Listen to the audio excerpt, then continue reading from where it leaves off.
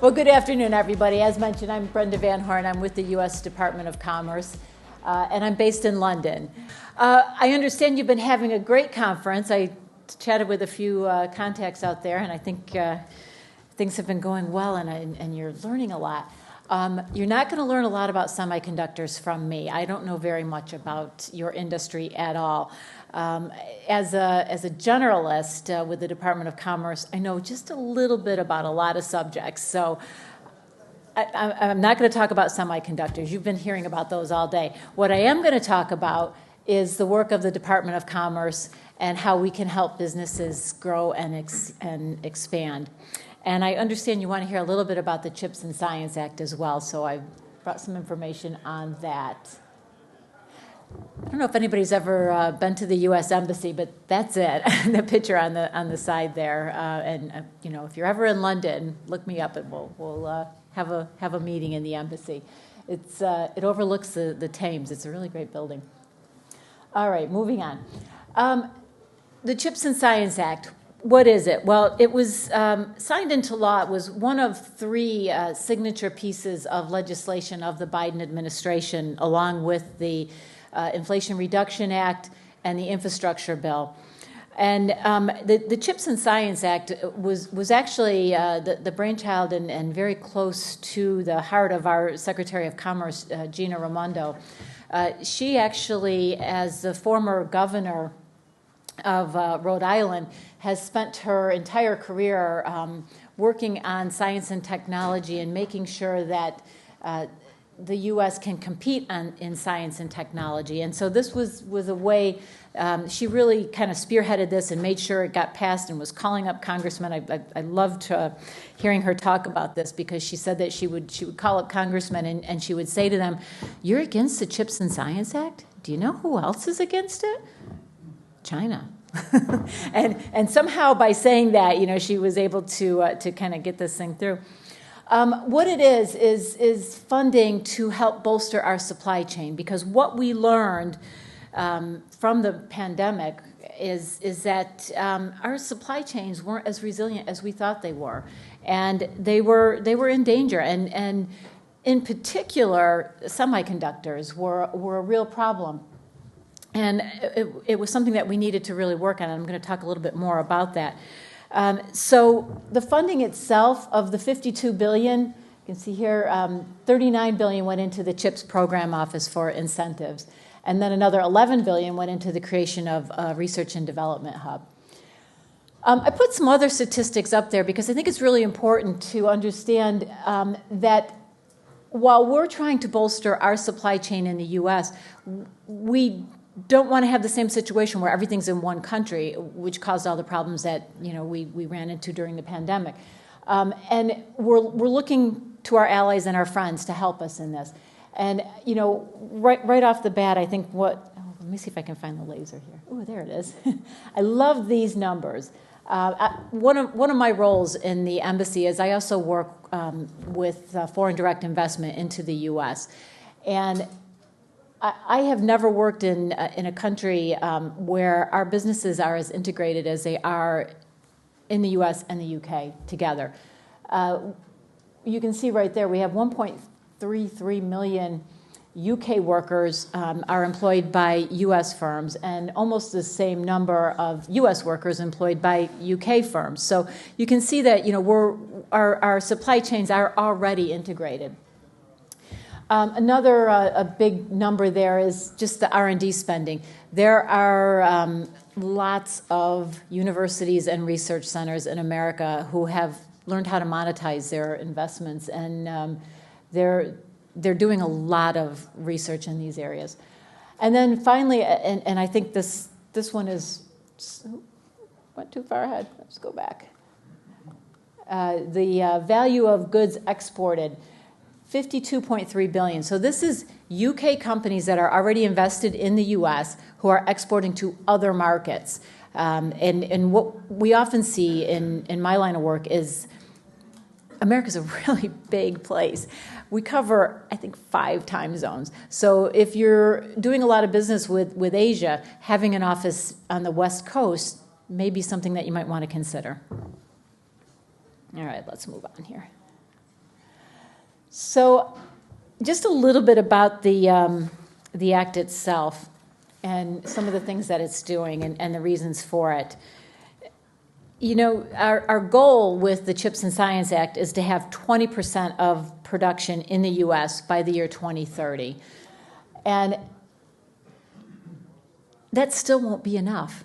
Right now, U.S. is consuming 25% of the world's supply of semiconductors. So we need other countries to work with us as well on this, because we know that there is enough demand out there for everyone.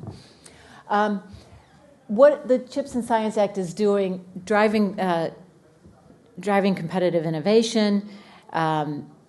Well, I won't read off the slides. You can do that. I want to point to the two websites there that are the most important. The CHIPS for America website, it's nist.gov CHIPS.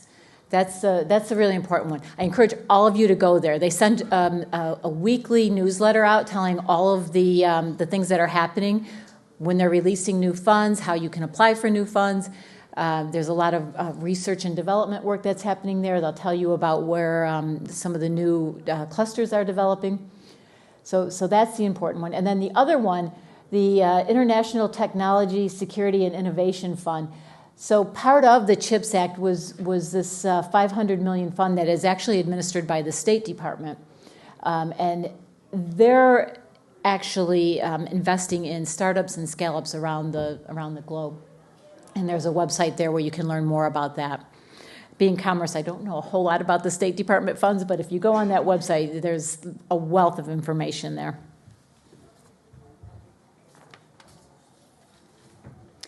I want to talk a little bit about how we do the work that we do and why we do it. Our network, so along with having Department of Commerce employees working around the world and working with businesses, we also have offices located across the United States. And that's kind of each of our geographical networks are shown there and kind of color-coded.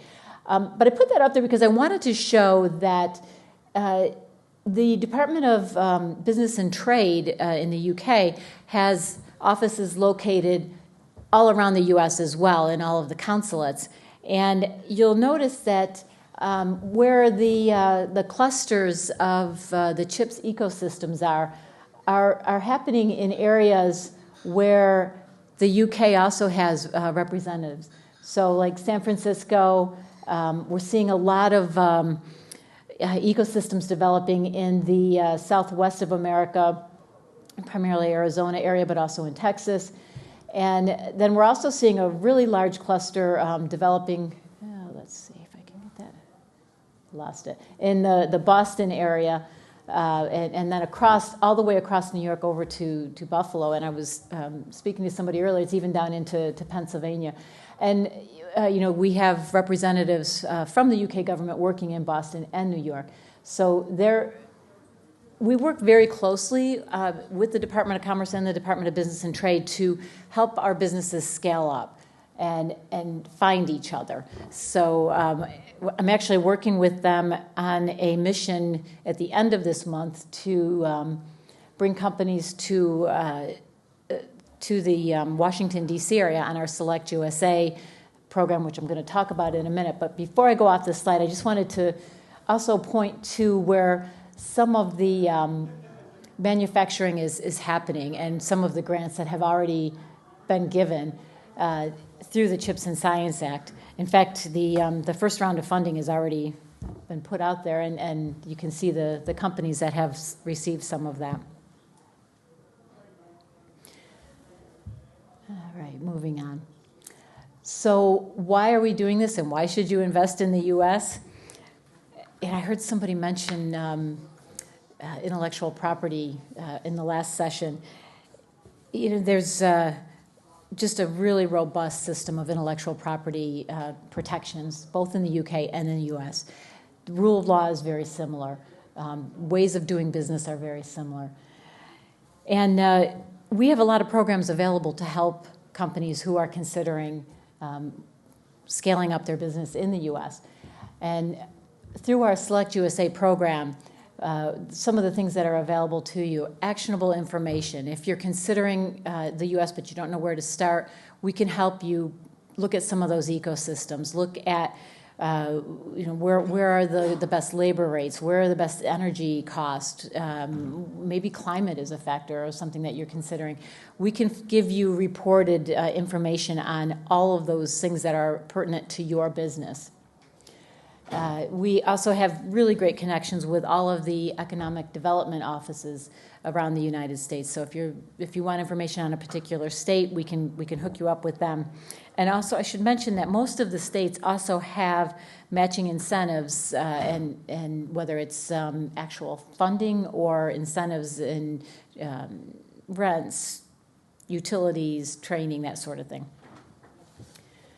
And then just if you need help navigating the federal system, which I find that I spend a lot of time on this, we're a pretty big organization, so finding the right people who can help is one of the things that we do best.